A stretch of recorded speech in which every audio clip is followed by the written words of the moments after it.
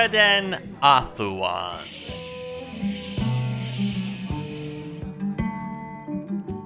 Every tale has its dark side, my friends. Even so noble a hero as Moriden did not always help the people. Do not take this as truth, but there are rumors that he worked for a time for the Thieves Guild of Skyrim. So sorry to miss the beginning of the evening tale, my friend. What did I miss? Though none alive would dare to besmirch Moriden's name, the rumors persist.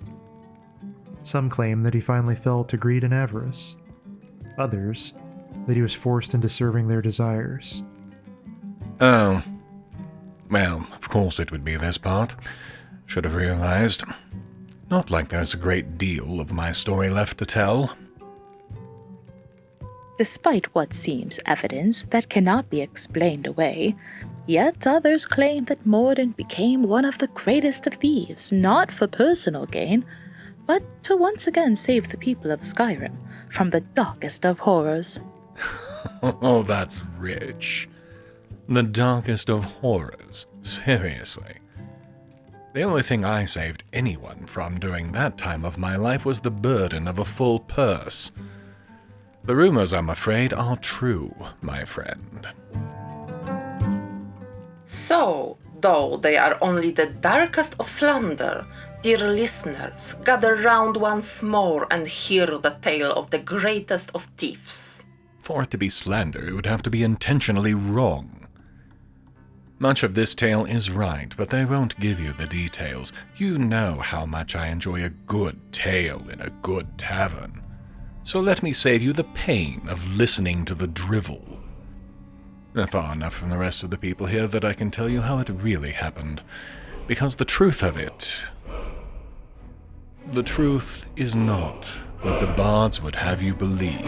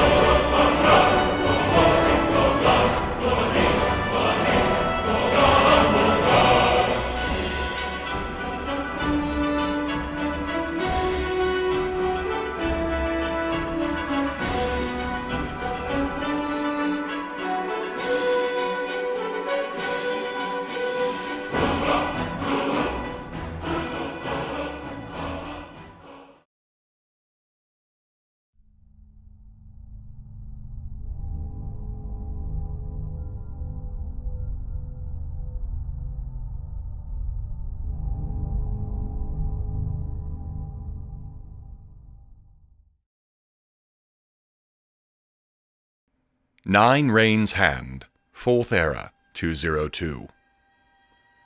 The site in Valthoom that Sanamia indicated was deep inside the tomb. I was grateful that nothing seemed to have moved in since I left. I have some memories of this place, particularly the spider sacrifice room and the long battle with the dragon priest. That had me trying to minimize the amount of time I spent here, and not needing to crawl through the tomb clearing it again made that far more feasible. It took most of the day once I got there to clear the rubble. For my trouble, I had to kill yet another Draugr, and unlock a chest that had some small number of valuables, but not so much as I think it made this trip worth the time. Still, at least it wasn't empty, I suppose. 10 Rains Hand, 4th Era, 202. A long ride from Valthoom, and I arrived in the hills over the White River Gorge, where Elisif had told me I could find a shrine to Talos. It was where she said it was, and it was the work of only a moment to place the horn, with respect, despite my own lack of belief, on the altar beside the statue. This was also, apparently, exactly where 2 prisoners of the Thalmor had confessed to there being a shrine, as I was attacked by 2 Thalmor agents almost as soon as I did. Or so the orders to the one said, after I searched his body, I shook my head and dragged the two bodies up to the shrine, and left them in a somewhat compromising position. I'm not sure what Elenwen will think when she gets this report, but I certainly hope it causes her no end of anger and anguish. I crossed the pass into Eastmarch and then along the side of the rift before heading south to Shoal Stone and Greenwall Cave. I'd intended only to check up on progress on the dig of the Snow Elf ruin, but just after I unlocked a chest that the rest of the guild had been unable to open, revealing an ancient Snow Elf battle axe that certainly qualifies for its own display, Latoria called down from the heights, calling for us all to follow her. I hope it's something worthwhile. Poor girl. Ever since she was scared near to death by that trash panda they call Fafnir, she's been trying too hard to impress us with her insights. She even believes she can recreate old rare books if I give her enough ruined ones. I shook my head, but made my way up to her elevated position to see what had gotten her so worked up. This time, she was right.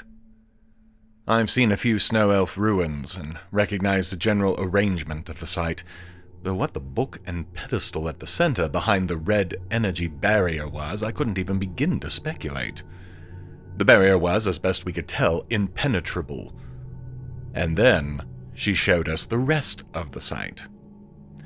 Atop the surrounding raised area, in the back, was a dais that had been half crushed with a rockfall. Something had been on it before. The wear patterns to the stone told the rest of the guild that much, though I could see nothing myself. Trusting that they knew what they were talking about, we started searching for what that object might have been, hoping that it had simply fallen off and not been carried away at some point. The object was a giant chalice of some kind. It was far lighter than I had thought it would be, and carried it up from the crevice behind the platform without difficulty. Once placed, the barrier fell, and we gained access to the book. For all the good that did us.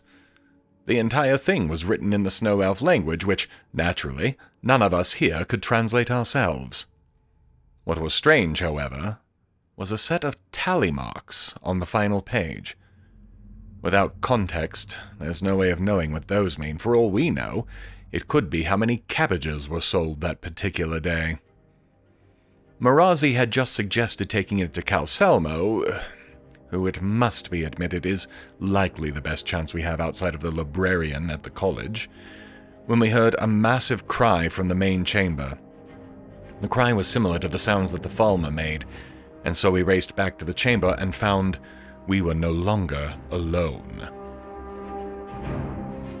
From the far side of the chasm, we saw a disturbingly large number of Falmer. That by itself might be cause for concern. That was about to be forgotten completely, as something else entirely made that seem normal by comparison. One of them, and it was hard to tell which from that distance, spoke. In plainly understood words. Something that no Falmer that any of us had ever encountered before had ever done. Then it told us we had basically profaned a sacred place with our presence, and then came to the almost inevitable order to kill us all. From there, I led the charge to get us out of the cavern, cutting down numberless Falmer as we pushed across the scaffold bridges. I was almost clear when I heard a shout of alarm behind me, and then rocks fell all around me. Rocks to the head usually only have one of two consequences. I was fortunate, and got the least lethal version of it, and passed out. 17 Rain's Hand, 4th Era, 202. I have never been as injured as I was from that rockfall. A full week I have been out, and the news when I did wake was not promising. I might have been the worst injured of the guild, but I was not the only casualty. Our chief of archaeology, Professor Miraak, didn't make it out. Despite a dedicated search for him while I was being carted back to Solitude in the guild house, the only thing found of the old Mir were his tools and a few swatches of the clothes that he had been wearing.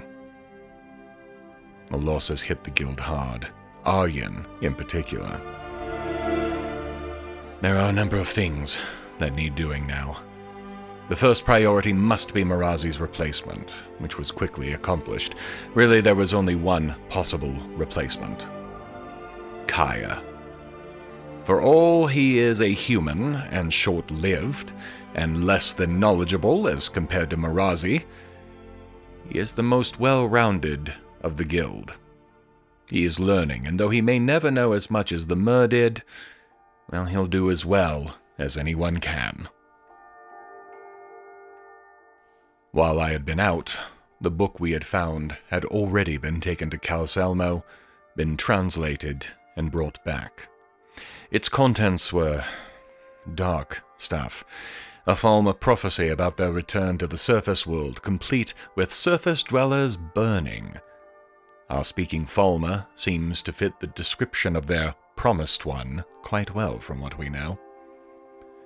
More interesting, though, is the mention of Moloch, better known as Malakath, who in turn is supposedly the fallen form of the god Trinimac, one of the 4 gods the Snow Elves were known to worship.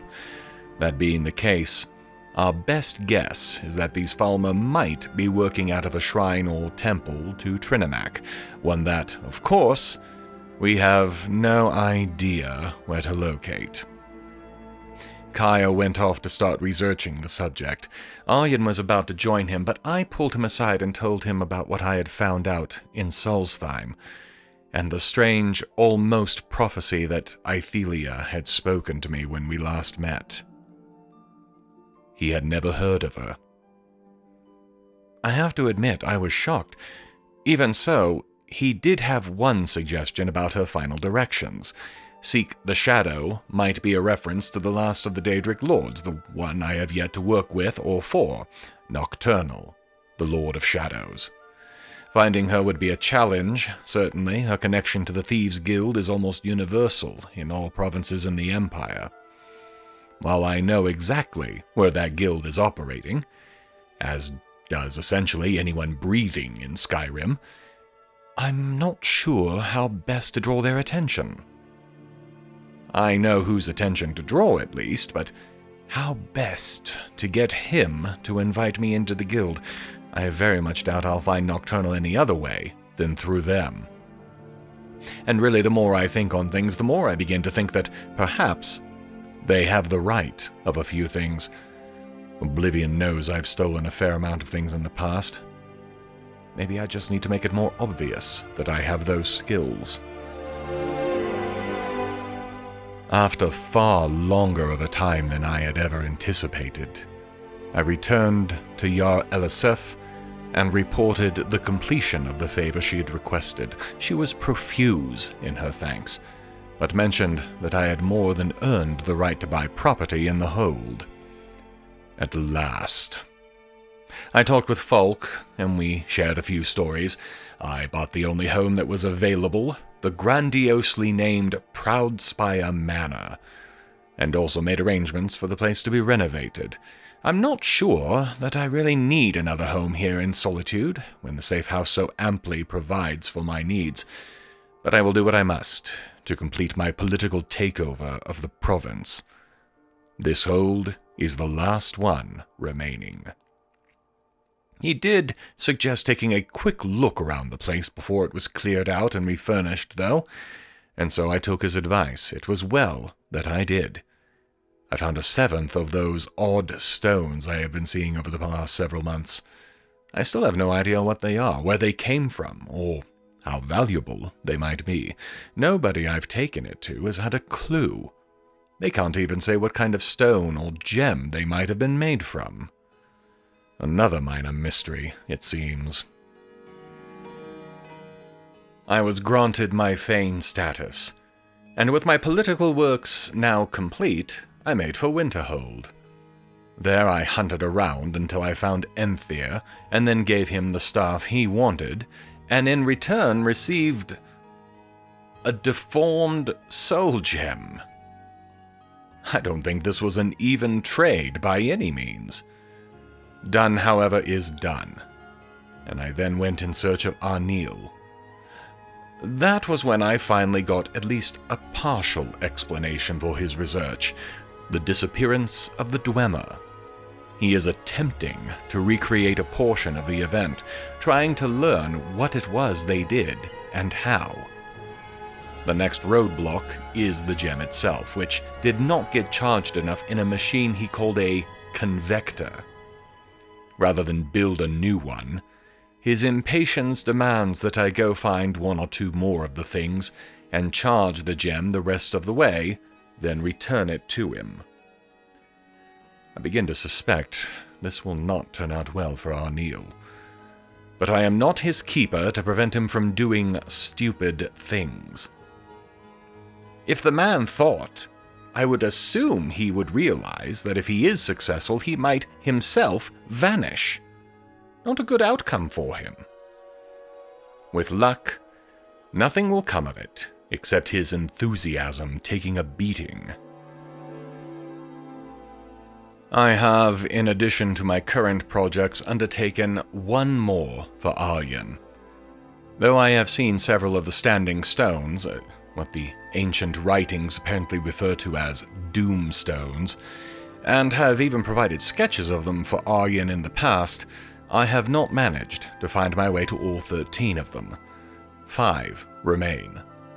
The Apprentice, the Atronach, the Lady, the Serpent, and the Steed. The most difficult of them to reach, from the notes I was given, was in my area anyhow. On an island, not far off the coast of Winterhold, is the Serpent Stone. The trouble here lies not in its location, but in reaching that location without freezing to death. This may be spring, but the temperature of the waters here never change. Large fires were needed as I leapfrogged from island to island. The view when I got there was nice enough, I suppose. The power of the stone itself was of more immediate interest to me. And, of course, the sketch that Aryan will get from me. 18 Rain's Hand, 4th Era, 202. Once I was back on the main shores this morning, I was approached by, of course, the courier. Seriously, how does he manage to find me, no matter where it is I go? His power borders on the mystical, and I swear that there is a feel to him that is different, almost Daedric. But I digress. Aryan and Kaya have come up with something, and wanted to talk to me back in Solitude. It almost has to be about this temple they were looking for yesterday, though I'm surprised at how quickly they've found a good lead. I'd planned to head to Riften, see if I could find my way into the Thieves Guild somehow, but, well, call it personal if you want. But I want to find those Falmer who nearly killed me.